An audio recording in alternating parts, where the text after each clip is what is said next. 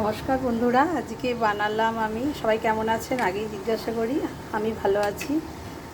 আর আজকে আমি সানডেতে বানাচ্ছি চিকেন চাপ আর হচ্ছে ফ্রাইড রাইস।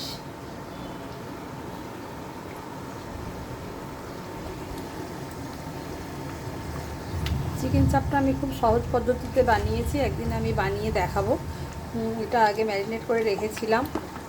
তোমার আদা বাটা, লঙ্কা বাটা আর হচ্ছে রসুন বাটা দিয়ে আর টক দই দিয়ে মেখে আমি রেখেছিলাম, মাখিয়ে রেখে দিয়েছিলাম। আর হচ্ছে দিয়েছিলাম গোটা গরম মশলা দিয়েছিলাম আমি এর মধ্যে।